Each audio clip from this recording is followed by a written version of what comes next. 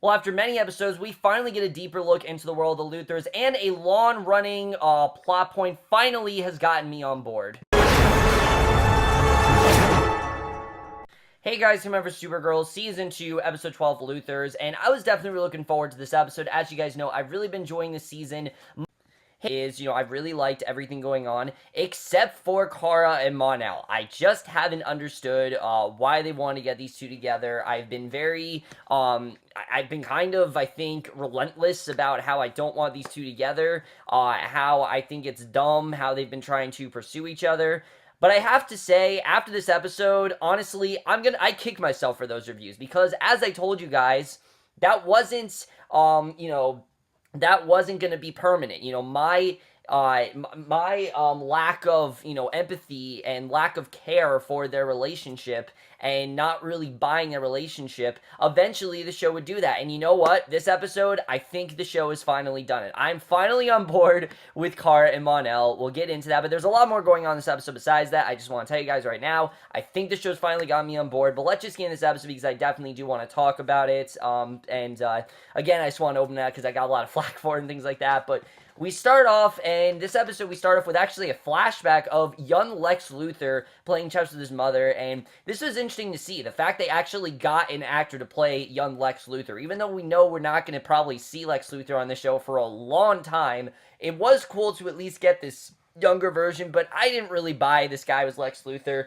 He looks way too much like the dude who plays Bruce Wayne on Gotham, and I honestly thought it was the same actor, so that all immediately was jarring. And Lionel Luthor brings home a young Lina to live with them. Lex introduced himself and asks if Lina wants to play chess, and that essentially is what kind of got her involved into the Luthor family. So in the present day, Kara watched a news report about Lillian Luthor's trial at the unnamed alien bars, and I was happy to see we did go back to this plot point, because I really did love Lillian Luthor as a villain. I thought that she was very vindictive. I thought that she was very malevolent in that sense. Like, she did a very good job with that. Malevolent, that's how you pronounce it. Malevolent. She did a very good job with that. And I just thought that she was a very powerful villain. I like the idea of her trying to get, Lina to go evil when Lina really was on their side. I thought it was a well done arc, and I don't really know why they cut it short. So I was happy to see it did return in this episode, if briefly, but I was happy to see it came back here. She has a brief, awkward conversation with Mon-El before returning to a table with her friends, and things are very awkward between these two, because as we know, she thinks that Mon-El is going out with Ellie, and she thinks that these two have a relationship and that something's going on between them, and he's still giving her club sodas and they're still trying to be nice to each other, but things are just not really great between them, to say the least. So Wynn and James speculate about Alex's new man, and they realize that Alex arrives with Maggie, and they're both surprised, but John actually knew because he's sidekick, and I love that John said that. And Maggie then challenges Wynn to a game of pool. Kara mentions that she should see Lina to see how she's doing, and I like that despite the fact that they don't trust Lina, Kara still sees the good in her. She's seen that Lina is someone who has been proven to be on their side. She hasn't gone dark like her mother, and she really feels like she can be a genuine friend to her, and I really do love seeing that side of Kara, that she's not so suspicious of her. She actually thinks she can, have a friendship with Lina, and I like seeing that.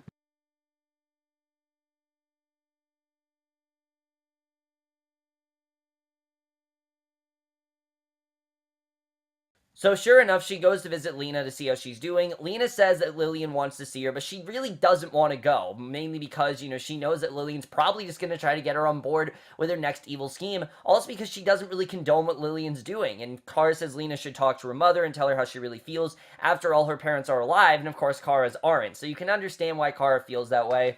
So Lina visits Lillian in prison, although Lillian's very nasty to Lina at first, obviously because, Lina went behind her back, and she apologized and says she loves her, and Lillian says that all she did was try to protect Lina from Lionel, and who is Lex's father. So Lillian reveals that Lionel was Lina's true father, and that Lina was actually the result of an affair. Lillian says that Lina is a Luthor after all, and asks for a second chance, because as we know, Lina's really tried to find her place this season. She hasn't really known if, what she really is, because she doesn't feel like a Luthor. She doesn't act like any of the other Luthors, so she's been very conflicted as to who she really is, and I thought it was definitely interesting to see.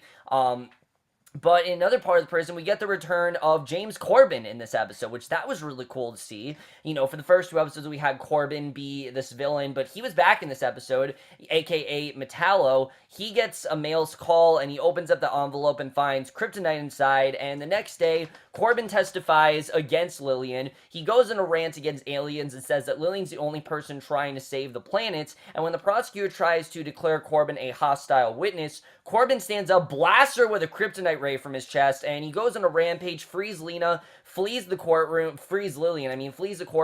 and Kara goes after her as Supergirl, but Corbin drops a crane on some bystanders, and Supergirl saves the bystanders and lets Corbin and Lillian get away. So I did like how this episode was essentially kind of taking two of the most major villains the first half of the season and actually teaming them up. I thought that was kind of cool to see, but I still am kind of, wondering why didn't they just do this in the first place? Like, why didn't they just have these two team up in the rest of the season? That would have been really cool if we had these two as a threat, but they just didn't do that. So back at the DEO, Mag gets a call from the prison saying that Metallo must have gotten the kryptonite the previous night. The only problem is that there was only one other person who visited the prison, that, of course, being Lena. So she visited the prison. They know, obviously, that she got there. So obviously, they're now worried that Lena might have something to do with, Metallo's escape. And so Kara goes to see her, asks if she had anything to do with it, and Lena is a bit put off, but then Maggie arrives with video evidence that Lena had kryptonite in her possession. Because, Lena doesn't understand why Kara would think this of her. Kara's seen the good in her, so far. Why would she feel this way? But she arrives with video evidence that Lena did have kryptonite in her possession, and she actually arrests Lena for aiding and abetting with her mother's escape. So you don't know if Lena actually did have this, or if she did this to protect her mother, but either way, she did have kryptonite in her possession. That evidence obviously is going to be incriminated against her, and she seems like she is the one that is, the one who is culpable of this sort of thing, which we know that Lena obviously isn't bad, but it definitely does set up what is a very interesting plot point for, regarding the Luthors and Kara's relation, which I really like we got into in this episode. So back at Catco, we finally get the return of Snapper, who I feel like we haven't seen for so many episodes, but he's finally back, and James decided to put Lena on the cover of their magazine. Kara protests, saying that it will ruin Lena's reputation. She wants Lena to be at least viewed in a good light, even though that Lena is in jail. She still does see the good in her. She still wants her to be treated, as she should be. And Lena is a bit and basically we see James overrules her, says to run the story. James says that Lena is actually guilty and says he'll prove it to Kara. So I like the way that James is kind of against Kara right now, and he kind of is trying to, he has a different story than her. And afterwards, Kara runs into James' assistant Eve, of course, who she thought went on a date with Mon-El, but she quickly finds out that her date with Mon-El actually went terribly. Why? Because he wouldn't stop talking about Kara. And even though Kara insists that they are just friends, Eve can see the chemistry between these two. And she really, it's not that she didn't like her date. She just feels that Mon-El and Kara should be together. And I like the way that Eve, kind of told her, look, wasn't that great, but, he talked about you and you should go for it. You can tell that Lena really does want these two together, and she feels they should be together, which, yeah, I definitely do agree. I think Kara and Mon-El definitely should be together after this episode. I mean, the way the things go, I can totally understand why Kara wants someone like Mon-El. All this time, she's felt very alone. She hasn't really had anyone that's like her, and Mon-El is very much like her. In fact, Mon-El is a little bit lesser like her, is a little bit lesser than her, and she finally feels like she's more than, someone else, because, Mon-El has less knowledge about the planet, and Kara, I think, finally is seeing that she has someone she can confide in, who she can finally bond with in a way, and I think that's something that she really does like about Mon-El that I definitely did see in this episode. I completely understand why Kara actually does like Mon-El, and I'm not trying to, I'm not fucking with you guys. I genuinely think that Kara and Mon-El should be together. I like this idea of them after this episode, and it's not this scene. This was not a scene that got me on board. I'll get to that in a second, but Metallo tries to bust Lena out of prison, but Guardian shows up to stop him.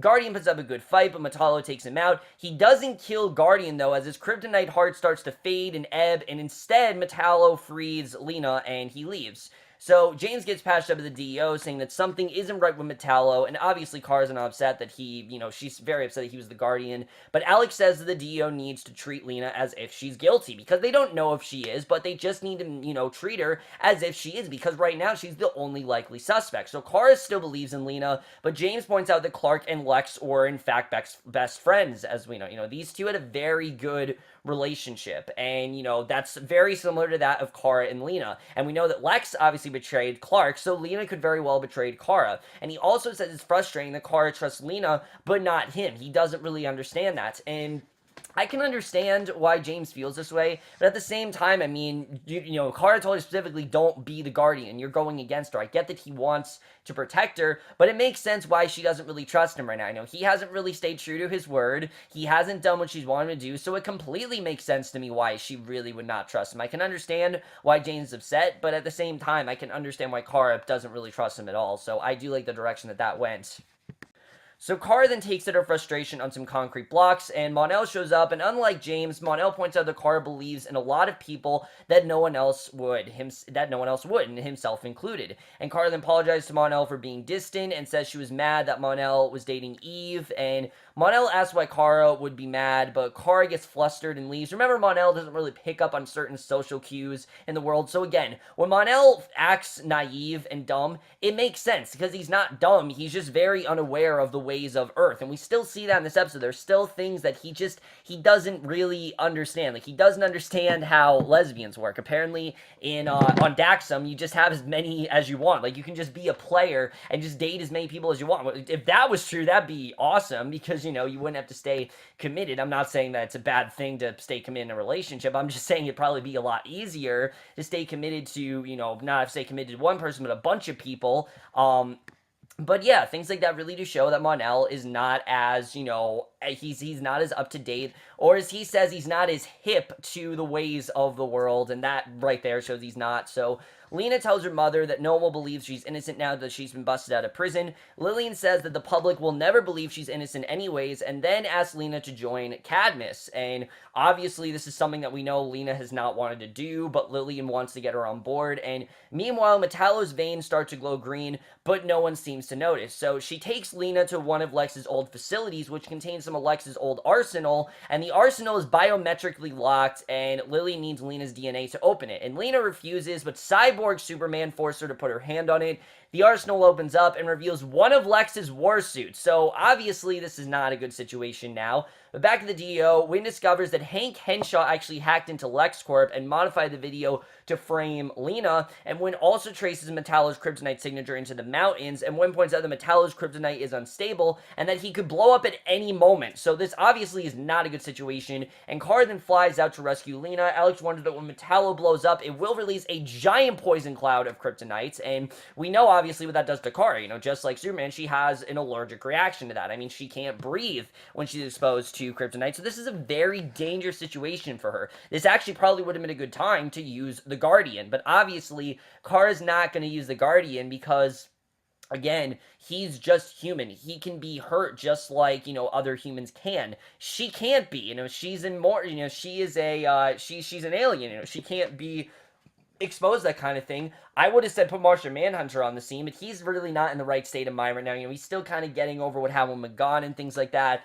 But obviously, this isn't a good situation for Kara, and you really do get the sense that this might not work out for Kara, and that she might actually just have to let Lena and Lillian do what they need to do, because this actually might not be her thing. She might not actually be able to get out of this situation. I do like the way they built that up here.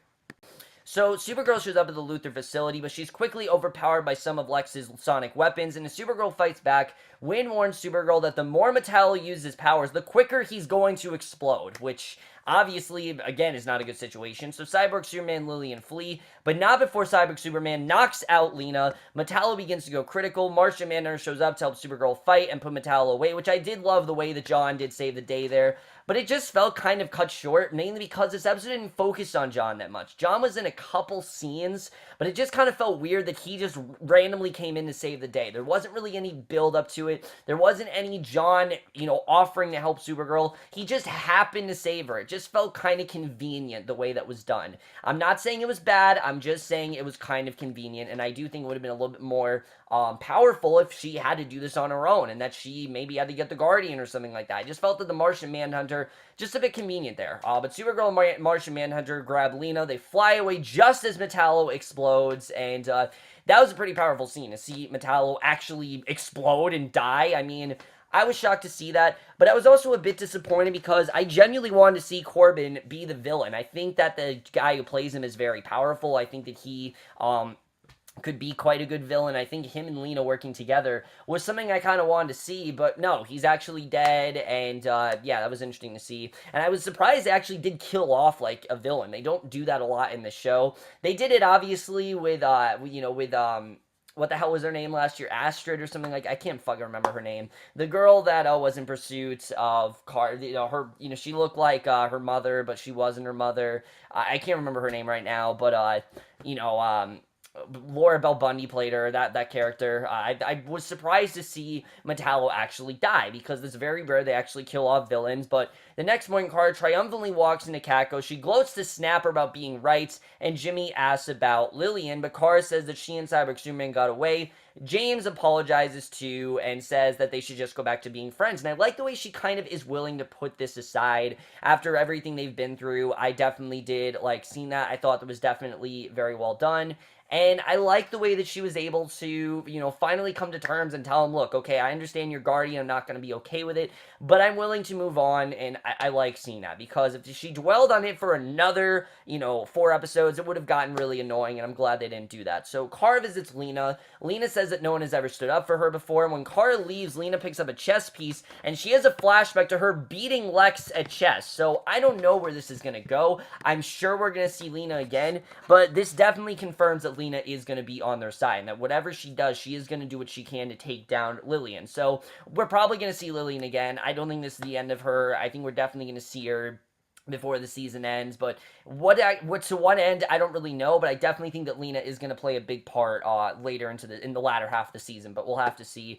Then we get to the ending. Now, here's where we get to the part where, like I said, at this point, I was starting to get on board with Monel and Kara. This confirmed it. This confirmed that, okay, I am finally on board with this story, because Monel shows up at Kara's apartment, and Kara gives him this really big speech, and it basically shows why she needs Monel. She admits that she doesn't like being vulnerable, which is why she pushed Monel away. She couldn't think of the fact that she couldn't be with Monel. She wanted to make him think that she didn't like him, so that way he could be free to date, and she wouldn't feel like she was the one in the vulnerable position. She says that she thought she had to pick between being Supergirl and having a relationship. She felt that she committed herself to too much last year, which, yeah, she did, and that's why, because she was just starting to learn how to be Supergirl. She was juggling way too much at the time. She had way too much going on. She was trying to be with Kat's son, Adam. She briefly dated him. She tried to be with Wynn. That didn't work. She tried to be with James. But now she's finally realizing that she can have both, and that there is a way for her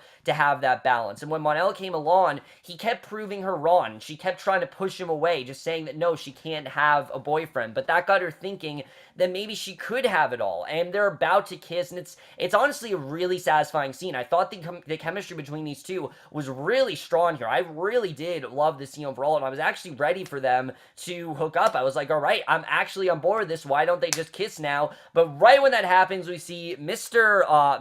Pluck, or however you pronounce his name. He suddenly pops up at his apartment. He declares his love for Kara, which was very weird, but it perfectly sets up next episode, and that is the way this episode ends. But let's just get into this episode and where I think we're going to go for the rest of the season.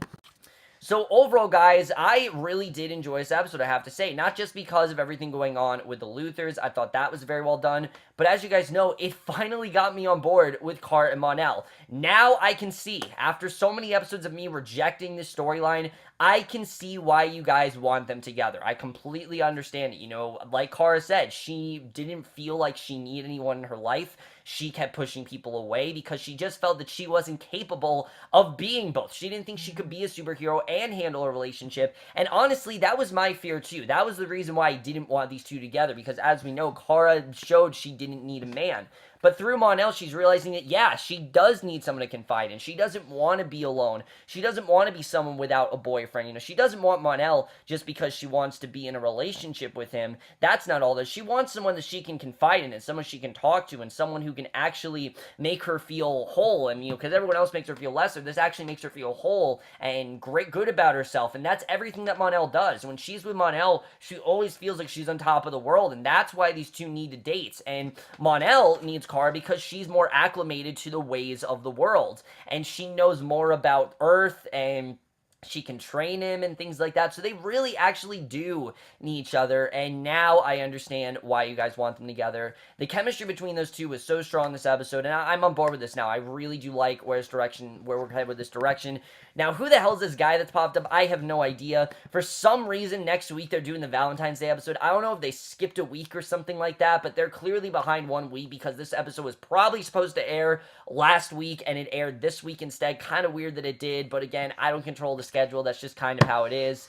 I did really like where we went with Lena and Lillian here. I like that we realized that Lena, is on the good side, which we already knew. It was kind of redundant in showing that Lena is good. We already knew that Lena was good, but I like the way that once again, she did, try to stand down. She did, basically turn down her mother. She told her, I don't want anything to do with this. I don't want to be evil. I want to be good, and I like the direction that Lena's headed, where she really is starting to become very much her own person. She's not giving in to her mom. She's not just doing what her mom wants her to do, and I really do like seeing that. I like the way she is really starting to become her own person, and I really am looking forward to seeing where that ends up going with Lena. If she ends up becoming good, if she ends up working with Kara, I really think this could go in a good direction, but it also makes me wonder if we are going to see Lex Luthor at some point, because we did see that flashback, and like I said, I don't buy this kid as Lex Luthor, but we don't know who's playing Lex Luthor if we do eventually see him. Now, I don't know if that's ever going to happen, but at some point, it has to. I mean, we've seen Superman. We're bound to see Lex Luthor at some point. That's going to happen at some point in the show.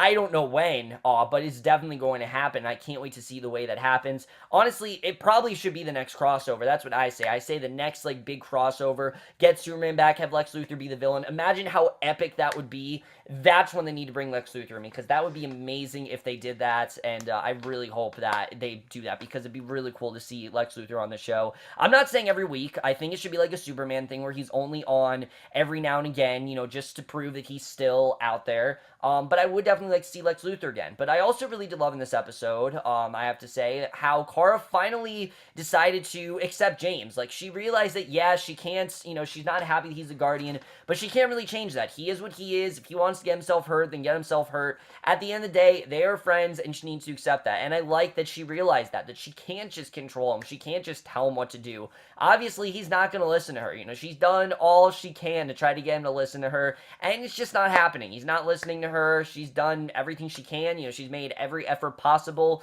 The best thing to do is to just let him do what he wants to do. So I like that she did, in fact, make up with him. I thought that was very well done.